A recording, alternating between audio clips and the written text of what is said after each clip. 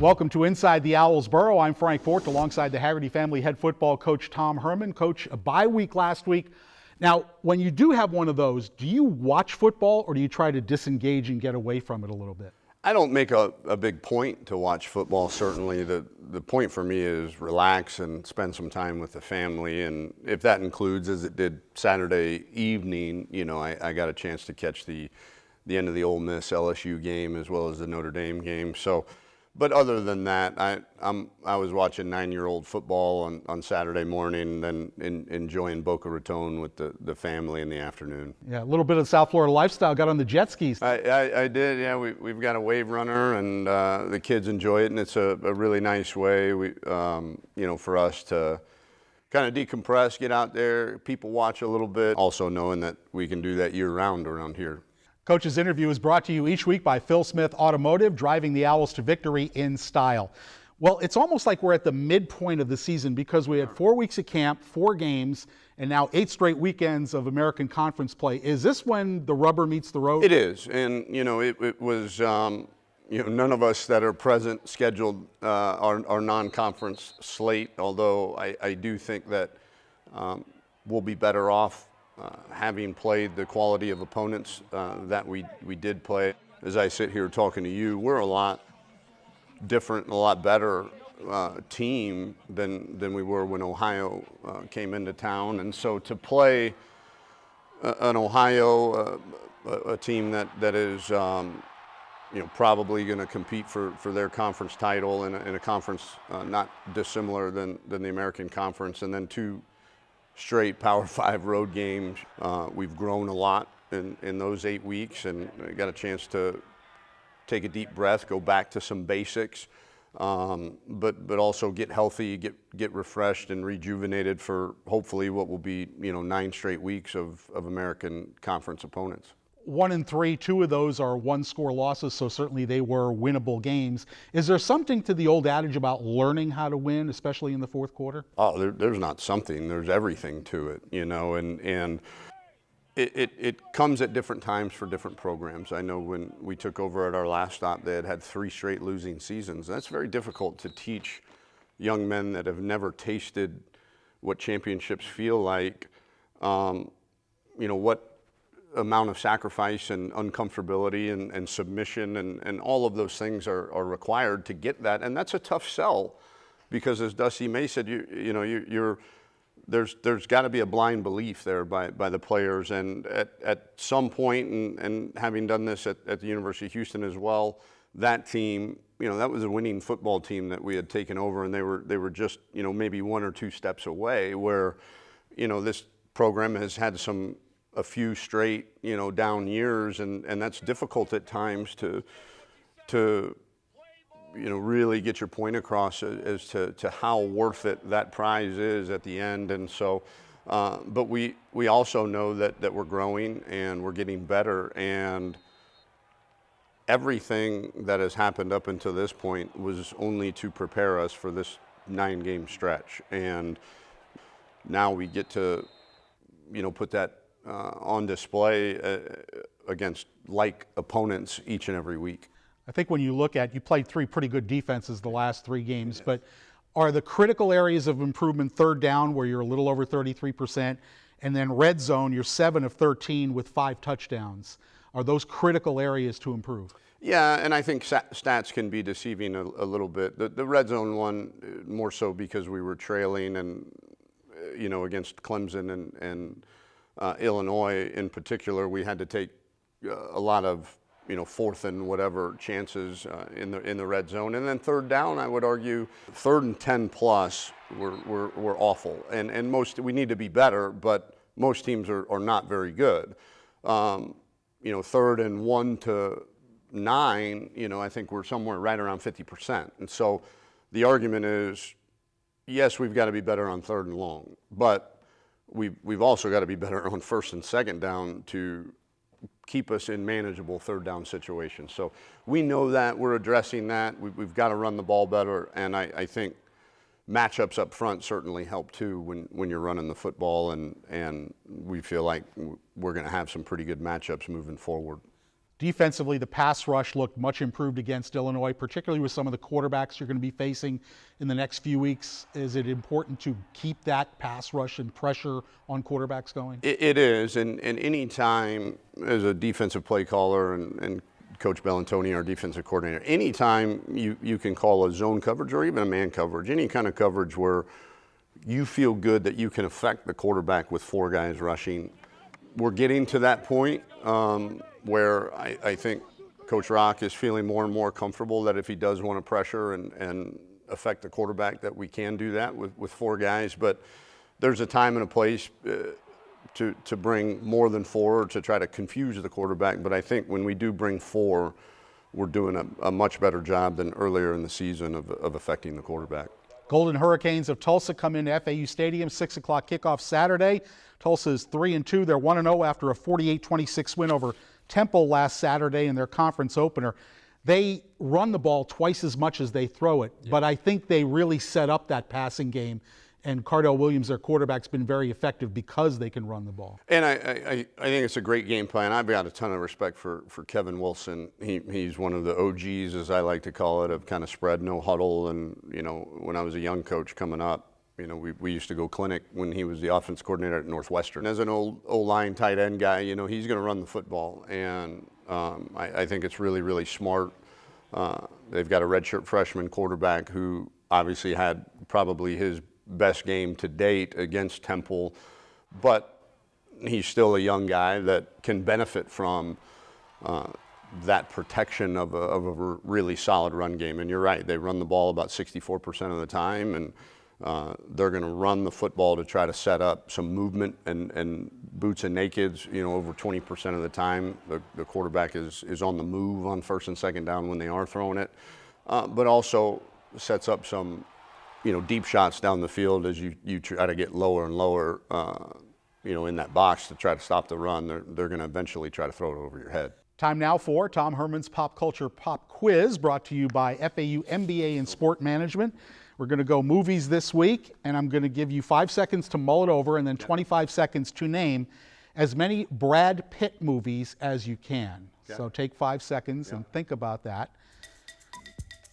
Okay, Thelma and Louise, Fight Club, Oceans. How many are there? I don't know. Holy cow, I think he's really good. What other ones has he been in? Oh, Seven. Excellent. Excellent movie, one of my all-time thriller. How many did I get, Frank? You got 4. 4? What are you, he's in a baseball. Oh, Moneyball. There you go, time. All right, not what bad. I missed? Let's see, Inglourious Bastards. Ow! Fury. I never saw it. 12 Monkeys, dang it. That was really... Benjamin Button. All right, have a great game against Tulsa. We'll talk to you next week. Appreciate you. When do we know that we need to break it down? It's when we're halfway there. Coming up, we'll go on the field with wide receivers coach David Beaty, wired for sound. That's straight ahead on Inside the Owls Burrow. Inside the Owls Burrow is presented by Baptist Health Orthopedic Care, the official sports medicine provider of Florida Atlantic Athletics. By Adidas. By Cedars, no better hummus. By FAU MBA in Sport Management, nationally renowned and ranked number 11 globally. By Phil Smith Acura, driving the Owls to victory together in style. By Sage Dental, the official dental provider of FAU Athletics. Book at mysagedental.com. And by Shiner Law Group, injury lawyers that get you more because you deserve more.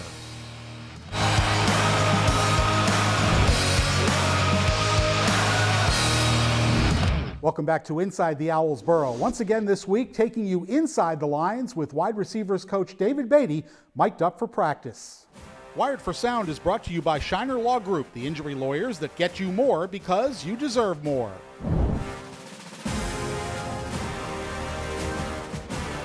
Here we go, load it up.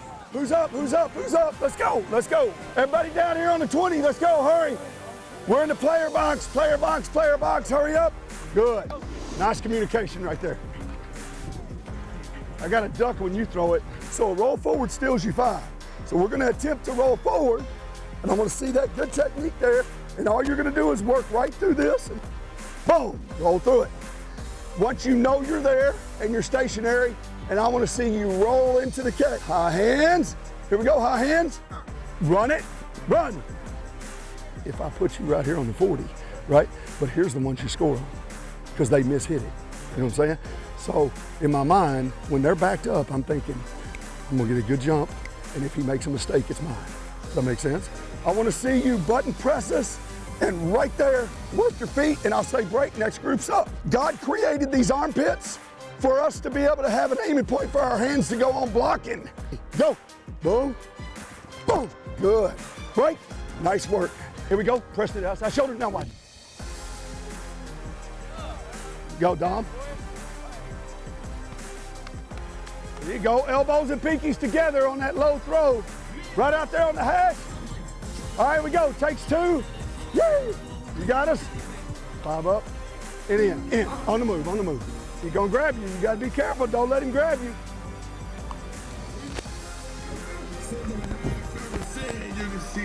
All right, let's talk about scramble rules. What we say, we never want to leave that quarterback where you guys are focused and you're not into a bunch of talking. We're gonna notice that, but all we expect in return is us snapping to the little things, being on the field faster and the leaders being the ones that handle it, okay? Coming up, special guest host Marlon Bradley takes over for Pads Off with fellow lineman Jacob Merrifield. That's next on Inside the Owls Burrow.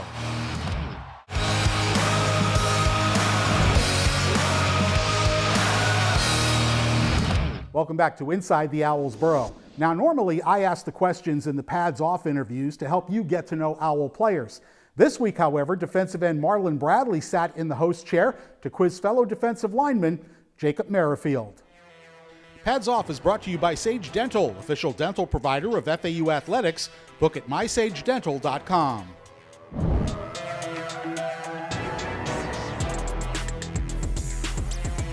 We are here today, Pads Off at FAU. I am here with the one and only number 50, Jacob Merrifield today. So, growing up in Georgia, were the Falcons your favorite team, or did you have a specific favorite team? Nah, for sure the Falcons. Kind of hard being a Falcons fan, but you stick with them, ride or die. So, favorite play also Grady Jarrett, so I played my position. If space program was looking for volunteers to explore an alien planet, would you sign up, Jacob? I would sign up because I feel like I already have the background for it because a lot of our teammates look like aliens. So I feel like I wouldn't be scared like being approached by aliens. How old were you when you found out Santa Claus wasn't real? I got a sweatshirt from Santa, and then a week later, my mom's like, are you gonna keep that sweatshirt or do you want the receipt for it? And I'm like, receipt? You know, it's spoiled for me, man. I was 15 years old. No, I'm just playing. I was like 8 or 9. You are a ghost for 24 hours. Who are you haunting and why? Joey Garaccio, our strength coach, will make him scared for real. Payback. Zombie apocalypse is coming. Which 2 teammates do you want with you to help you survive through this? Okay, so first teammate, Jaden Wheeler, because he probably the best cook on the team. So I'm fat, so like I need my food. And then Latrell, Baked Bean Gene, that's his nickname for y'all folks back home. But him, just cause like he looked like I said, like aliens, they look crazy. He looks like a zombie. So he could like infiltrate them and like see what's going on, so. Jacob, what is your cell phone wallpaper at the moment? My cell phone wallpaper, my pops. Shout out my pops. It's me and him when I was like a little kid. Jacob, have you ever eaten a whole pizza by yourself? And if you did, what was on it? I do eat pizzas by myself. And I'm just go ahead and say this, pineapple does not belong on pizza. I'm not very picky, but if you put pineapple on that pizza, we're gonna have to have words. You a pineapple dude? That could be arguable, you know, as long as you put the right things on there with that, like bacon. You ever tried bacon with pineapple? All right, next question. Hey, Jimmy Fallon was booked. I mean, couldn't find no other host. If you could do one crazy activity and you'd be perfectly safe at the end, what would you do? Probably be climb Mount Everest. Ever since I've seen The Bucket List, that movie with Morgan Freeman, I've always wanted to climb Mount Everest. So probably climb Mount Everest. Do you like or dislike clowns? And are they funny or creepy? Anyone that likes clowns and thinks they funny is weird. Like, who just genuinely likes clowns? No, they're weird and creepy. Mr. Merrifield, thank you for taking pads off and being in camera with us today. It was a pleasure. Appreciate it. Coming up next, these two Owls are teammates and in many ways brothers. That Football in Paradise personal story is next on Inside the Owls Burrow. Inside the Owls Burrow is brought to you by Adidas, by Baptist Health, official sports medicine provider of Florida Atlantic Athletics, by Cedars, No Better Hummus, by FAU MBA in Sport Management, helping the sports and entertainment executives of tomorrow. Visit fau.edu/MBA Sport. By Phil Smith Kia. By Sage Dental, the official dental provider of FAU Athletics. Book at mysagedental.com. And by Shiner Law Group, injury lawyers that get you more because you deserve more.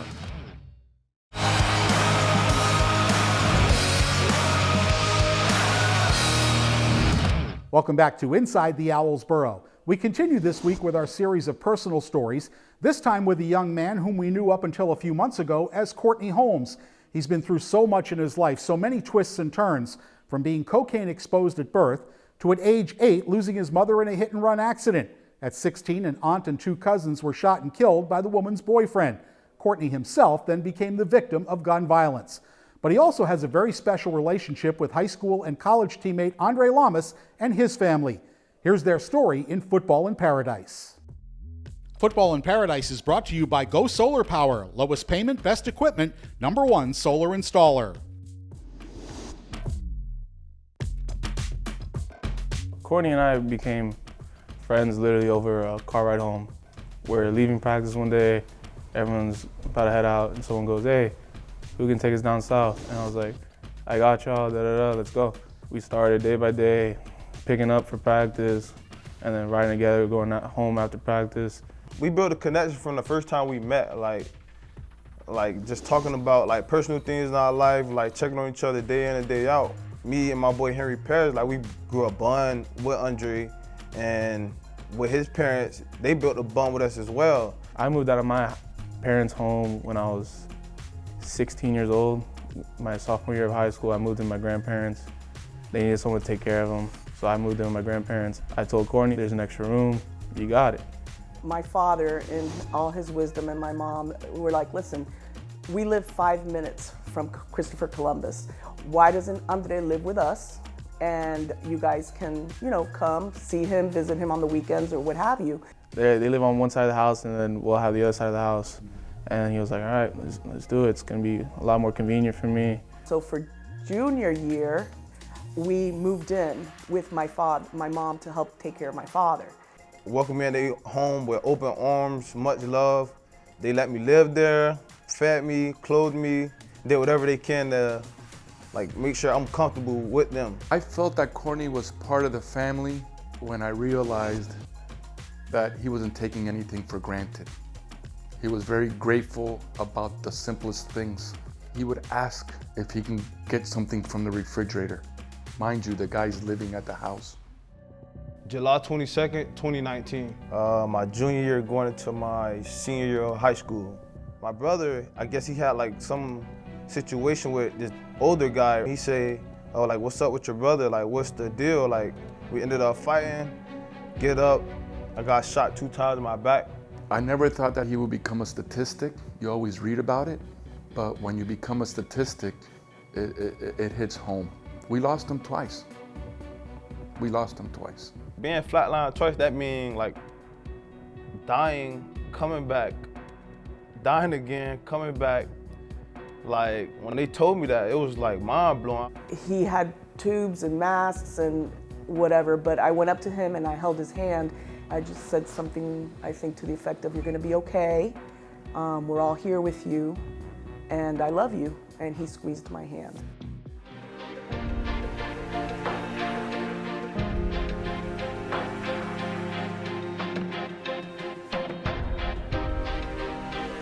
That feeling was amazing. It was something that I actually kind of dreamed of since I was little.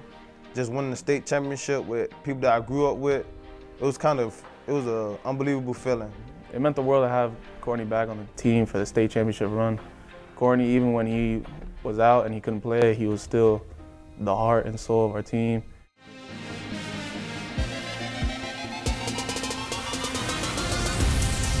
I put the Lamas in there because they took me in since high school.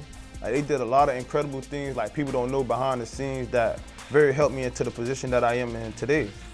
And with the Lanier, that's my mom's name. Her name is Stephanie Michelle Lanier. It made me feel great. I thank God every day that He put us in front of Him, and I thank God more for putting Him in front of us. When Courtney told me that he was thinking of changing his last name, I think my heart just burst. I think it just burst. You're welcome to take our name, and he was happy to do that. And I said, but we could do something like Lamas-Lanier so that it incorporates your mom's name, and that was perfect. I kind of laughed and told him, I was like, honestly, dude, it feels like you're already one of us. And I was like, with or without it, you're gonna be a brother for life. I consider him my blood brother. Actually, we probably not born from the same womb, but our blood definitely the same. We as a family think of Courtney as a blessing to our family. He has opened my kids' eyes to how fortunate they truly are. And he has set an example to all of us of what a humble, grateful, persevering person he truly is. He's an exceptional human being, and he deserves whatever life opportunities can offer him. I don't consider him as another son. He is my son. He is my son. What an incredible story and a giving family, and we thank them for allowing us to share that story with you. Thanks for watching. I'm Frank Fort. We'll see you next week on Inside the Owls Burrow.